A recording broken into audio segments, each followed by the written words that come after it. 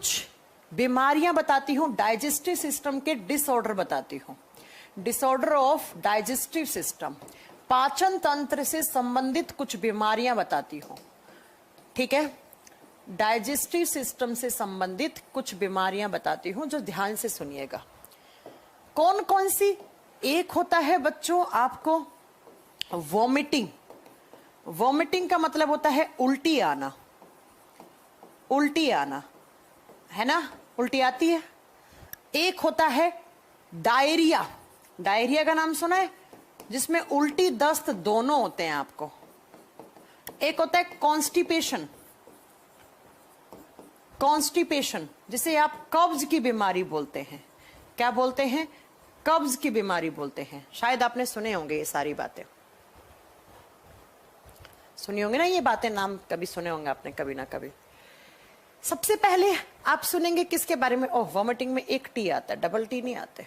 Vomiting जब हम बात करते हैं, ध्यान से सुनिएगा, मैंने आपको बताया था किसमें कि जो गले का खान, जो आपके थ्रोट में मतलब जो पाइप होता है, उस पाइप में क्या होता है? उस पाइप में होता है ऐसे ऐसे मूवमेंट, जिसे बोलते हैं पेरिस्टालसिस। बताया था। देखो कैसे, ये आपका कंप्लीट तरीके से आपका फूड पाइप है, फिर स्टमक है, स्टमक से ऐसे स्मॉल इंटेस्टाइन, फिर ये लार्ज इंटेस्टाइन, ऐसे इस पूरे पाइप में ऐसे मसल्स होती है अंदर की तरफ, और उन मसल से ऐसे नीचे आता है खाना, ऐसे ऐसे ऐसे। यस अभिराज, बिल्कुल सही बोला आपने। इस तरीके से इस तरीके से इस तरीके से इस तरीके से आपका क्या आता है? खाना आता है नीचे। कहां से? फूड पाइप से, पेट में, फिर स्मॉल इंटेस्टाइन में, फिर लार्ज इंटेस्टाइन में, इस तरीके से। अगर ये पेरिस्टालसिस मूवमेंट बहुत फास्ट हो जाए, बहुत जल्दी जल्दी जल्दी यहां का खाना पेट में गया, पेट का स्मॉल इंटेस्टाइन में, स्मॉल इंटेस्टाइन से लार्ज इंटेस्टाइन, कहने का मतलब जो आपका पेरिस्टालसिस है, पेरिस्टालसिस क्या हो रहा है? बहुत फास्ट हो रहा है। जो क्रमाकुंचन की प्रक्रिया है, पेरिस्टालसिस है, वो बहुत फास्ट हो रहा है। खाया तुरंत यहां पच गया और वो बहुत फास्ट फास्ट फास्ट फास्ट जा रहा है। डाइजेशन प्रॉपर नहीं हो पाता है। जब आपका पेरिस्टालसिस बहुत फास्ट होता है तो डाइजेशन प्रॉपर नहीं हो पाता है, ना ही एब्जॉर्प्शन हो पाता है। और जब डाइजेशन होता ही नहीं है तो जो अनडाइजेस्टेड फूड है वो सॉलिड में कन्वर्ट ही नहीं होता है। उसके अंदर पानी वानी सब घुला हुआ क्या होता है? आपके एनस से बाहर निकल जाता है। तो इसे कहा जाता है डायरिया। डायरिया। आपको क्या लग जाएंगे? दस्त लग जाएंगे, लूज मोशंस लग जाएंगे। और उस लूज मोशन में जो भी आपने खाया है, ना तो वो डाइजेस्टेड है पूरी तरीके से, और उसके अंदर ना ही पानी का अब्जॉर्प्शन हुआ। इसीलिए आपको जब 3 से 4 दिन तक लूज मोशंस होते हैं, उसके बाद आपको पानी की कमी हो जाती है, डिहाइड्रेशन हो जाता है। क्योंकि जो आपका स्टूल बाहर गया है, जो आपका फेसेस बाहर गया है, मल बाहर गया है, उसमें पानी वानी सब चला गया, क्योंकि आपका पेरिस्टालसिस बहुत फास्ट हो रहा है। जब पेरिस्टालसिस बहुत फास्ट हो रहा है तो बच्चों कंप्लीट तरीके से डाइजेशन होता ही नहीं है। और जब कंप्लीट तरीके से डाइजेशन नहीं होता है तो एब्जॉर्प्शन भी बहुत कम होगा। एब्जॉर्प्शन क्या होगा? कम होगा फूड का। और जब एब्जॉर्प्शन कम हुआ है तो ये बताओ, जो एक्सक्रीटरी कंपाउंड होगा वो ज्यादा निकलेगा। तो बार बार बार आपको हर एक घंटे में लूज मोशंस लगेंगे, दस्त लगेंगे। तो याद रखिएगा कि डायरिया कब होता है? जब पेरिस्टालसिस बहुत फास्ट होता है। जितना ज्यादा होगा उतने ज्यादा आपको दस्त लगेंगे, उतना ज्यादा पानी वानी बाहर निकल जाएगा आपका, तो उसे बोलते हैं। और एब्जॉर्प्शन कम होगा फूड का तो इसे डायरिया कहते हैं। इसका जस्ट उल्टा कर लो, जब पेरिस्टालसिस बहुत स्लो है, बहुत धीरे धीरे धीरे डाइजेशन हो रहा है, बहुत धीरे डाइजेशन हो रहा है। जब डाइजेशन क्या है? स्लो है। पाचन जब स्लो है तो ये बताओ, जब डाइजेशन में बहुत ज्यादा टाइम लग रहा है तो जो एब्जॉर्ब फूड है, जो एब्जॉर्प्शन है, वो बढ़ जाता है। अवशोषण की दर, अवशोषण की रेट क्या हो जाती है? बढ़ जाती है। और जब बहुत ज्यादा एब्जॉर्प्शन हो जाता है तो आपकी आंतों में ही प्रॉपर तरीके से आंतों का जो आपका डाइजेस्टेड, जो अनडाइजेस्टेड फूड है, वो आगे नहीं जा पाता है और एनस से रिमूव नहीं हो पाता है। इसे कॉन्स्टिपेशन कहा जाता है, इसे कब्ज की बीमारी कहा जाती है। जब आपका पेरिस्टालसिस बहुत ज्यादा स्लो है, धीरे धीरे खाना आ रहा है, कब पच रहा है, बहुत ही स्लो, एकदम डाइजेस्टिव सिस्टम गड़बड़ा रखा है आपका, तो जब धीरे डाइजेशन होगा तो अब्जॉर्प्शन ज्यादा होगा, और अब्जॉर्प्शन ज्यादा होगा तो आपको कब्ज हो जाएगी, तो इसे कहा जाता है कॉन्स्टिपेशन। वॉमिटिंग कब होती है, उल्टी कब आती है? जब ऐसे पेरिस्टालसिस होगा, ये सीधा डायरेक्शन है पेरिस्टालसिस का, तो फूड पाइप से होता हुआ खाना पेट में जाएगा। लेकिन जिस दिन आपका पेरिस्टालसिस ऐसे उल्टा हो गया, पेट का खाना फूड पाइप से और फूड पाइप से आपका खाना मुंह से बाहर निकल जाएगा, उसे वॉमिटिंग कहा जाता है। जब पेरिस्टालसिस अपोजिट डायरेक्शन में होने लग जाता है, उल्टा होने लग जाता है, मतलब सीधा क्या था इसका डायरेक्शन, फूड पाइप से पेट में, पेट से छोटी आंत में, बड़ी आंत में, लेकिन मान लो पेट में जैसे खाना आया वैसे पेरिस्टालसिस वापस उल्टा हो गया। उल्टा हुआ तो पेट का खाना भाई साहब यहां से होता है फूड पाइप, और फूड पाइप किससे जुड़ा हुआ है? माउथ से जुड़ा हुआ है, तो माउथ से क्या होगा? बाहर निकल जाएगा। तो उसे क्या कहा जाता है? उसे वॉमिटिंग कहा जाता है। जैसे आप बस में बैठते हैं तो कभी हाइट वाइट पे जाते हैं तो आप हेड डाउन कर लेते हैं ऐसे बहुत, तो क्या होता है आपके पेट वगैरह में गुड़गुड़ सी होती है, और उसके बाद आपके पेट के अंदर उल्टा पेरिस्टालसिस होने लग जाता है और आपको वॉमिटिंग हो जाती है, आपको उल्टी हो जाती है। ठीक है, जब पेरिस्टालसिस बहुत फास्ट होगा तो लूज मोशंस लगेंगे, जब कम होगा तो क्या होगा आप बताओगे बेटा?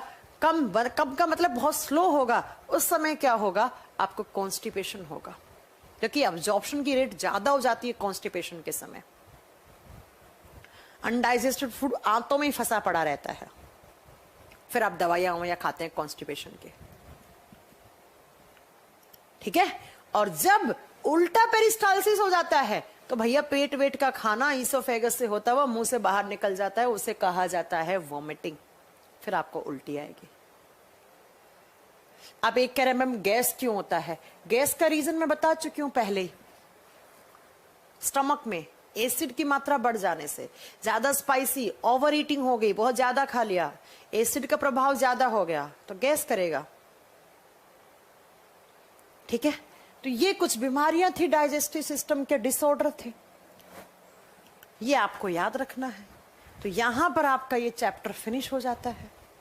अब कुछ बच्चों के डाउट हैं, कुछ बच्चे गुस्सा हो रहे हैं। सीबू कुमार दास बहुत गुस्सा हो रहे हैं, बताइए आपका क्या कमेंट है? हाँ जी, क्या आपका क्या कमेंट है? पेरिस्टालसिस फास्ट क्यों होता है? बेटा पेरिस्टालसिस फास्ट होने के रीजन कुछ भी हो सकते हैं। आपके बॉडी में किसी न्यूट्रिएंट की कमी हो गई है, या पेरिस्टालसिस फास्ट होने का रीजन होता है आपने कुछ गलत खाना खा लिया है, या आपने बहुत ज्यादा क्या कहते हैं ऐसा खाना वाना खा लिया आपको जम नहीं पाया है, या कोई दवाई ववाई रिएक्शन कर गई है आपको, या लू लग गई है, धूप में ज्यादा बैठ गए हो, कुछ भी रीजन हो सकता है इसका, है ना? चलो, राहुल कुमार कह रहे हैं इसका प्रैक्टिस कब होगा? प्रैक्टिस आप करो बेटा। अगर अपेंडिक्स निकल जाए तो तब टॉक्सिक कहां स्टोर होता है? लीवर में, लीवर में, लीवर।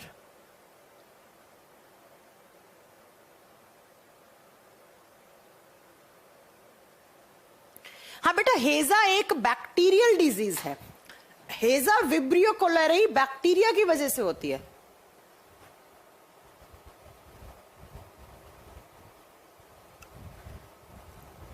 हेजा अलग चीज है, कोलेरा कहा जाता है हेजा को।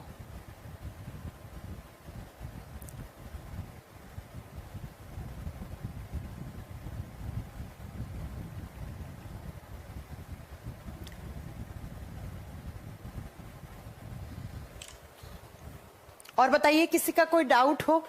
हाँ, अगली क्लास में नया चैप्टर स्टार्ट करेंगे बिल्कुल। बस में वोमिटिंग कैसे रखे, कैसे रोके? अपना ध्यान डाइवर्ट करके। हाँ जी, किसी का कोई डाउट हो? फाइनली आज आपका एक चैप्टर खत्म हो गया है, फाइनली आपका आज एक चैप्टर फिनिश हो गया है। कौन सा? Digestive system. अब हम एक नया चैप्टर स्टार्ट करेंगे नेक्स्ट क्लास से, एक नया चैप्टर स्टार्ट करेंगे। एक कह रहा है कि मैम सोडियम क्लोरीन इनका एब्जॉर्प्शन कहाँ होता है, इनका डाइजेशन कहाँ होता है? बेटा डाइजेशन होता ही नहीं है, कितनी बार बताऊं, मिनरल्स का डाइजेशन नहीं होता है। तो आप जो कैल्शियम फॉस्फोरस लिख रहे हैं, इनका डाइजेशन नहीं होता है, इनका एब्जॉर्प्शन होता है, और इनका एब्जॉर्प्शन किडनी में होता है। बताएंगे आगे आपको। मंजय कुमार, अगर आपने एक कमेंट और किया ना तो आप ब्लॉक हो जाओगे यहां से। कितनी बार बताऊं, केमिस्ट्री अभी स्टार्ट नहीं होगा, अभी सिर्फ बायोलॉजी और फिजिक्स चलेगा। बार बार थोड़ी बताया जाता है बेटा, एक ही काम थोड़ी है टीचर को। उससे माइंड डाइवर्ट हो जाता है। पवन कुमार खुशवा, आप माइंड डाइवर्ट करके अपना वैसे ही रोक सकते हैं वॉमिटिंग वगैरह को। आरती, बिलीरुबिन वगैरह की वजह से होता है कलर।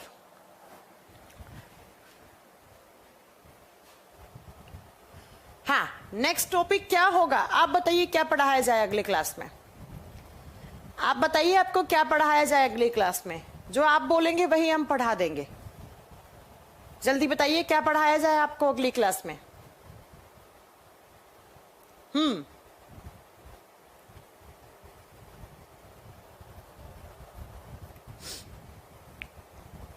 मैम आपकी बुक कौन सी है? बताया तो था, मेरी बुक का नाम बायोलॉजी वॉल्यूम 1 है। मेरी किताब का नाम बायोलॉजी वॉल्यूम 1 है, जो कंप्लीट एक प्रैक्टिस बुक है। आप उससे प्रैक्टिस कर सकते हैं, क्वेश्चन की चैप्टर वाइज क्वेश्चन है।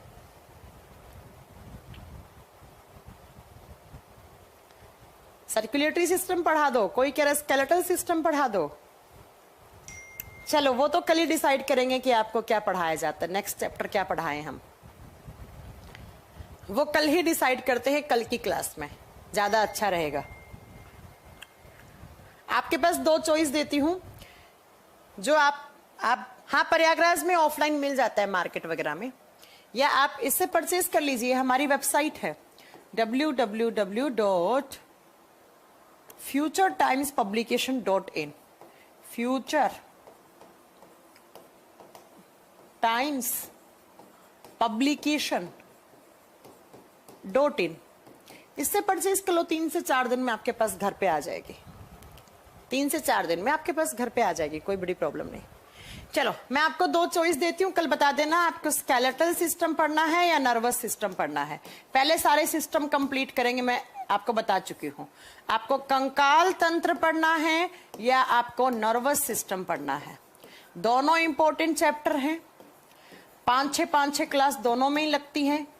5 या 6 क्लास में ये खत्म होगा, 5 या 6 क्लास में ये खत्म होगा। इसे बोलेंगे हम तंत्रिका तंत्र। तो आपके पास ऑप्शन है, चॉइस है, चूज कर लेना आपको कौन सा पढ़ना है। जो भी आप कहोगे कल हम उसे पढ़ाएंगे।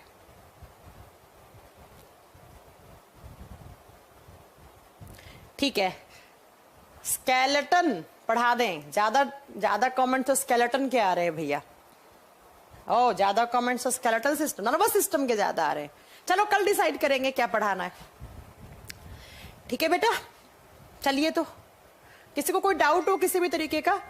हाँ, मेरी बुक के अंदर पूरे के पूरे आपके ऐसी किताब है, आप लोगों को नहीं मालूम है क्या मेरी बुक के बारे में?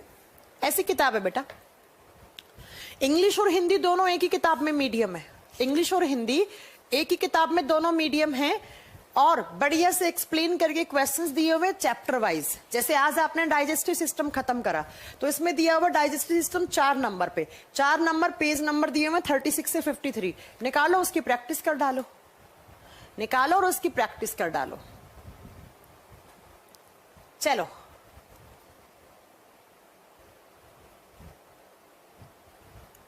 हाँ, इस वेबसाइट से आप कहीं से भी मंगवा सकते हैं। आप कहीं के रहने वाले हैं, आप अगर आप गांव से रहने वाले हैं तो 5 से 6 दिन में आ जाएगी। शहर के रहने वाले हैं तो 3 से 4 दिन में आ जाएगी आपके पास। और एक बच्चा क्या कह रहा है,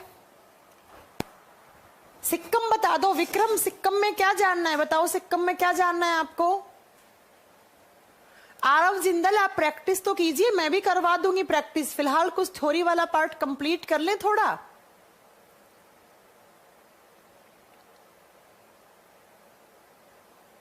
हाँ बेटा, आप कहीं मंगवा दो। ललिता, कहीं पर भी मंगवा लो ललिता, वहां किताब आ जाएगी, शहर गांव कस्बा जहां पर भी है आप। आरव जिंदल आप बार बार कमेंट मत करो, मैनेजमेंट आपको ब्लॉक कर देगा, मैंने कह दिया है।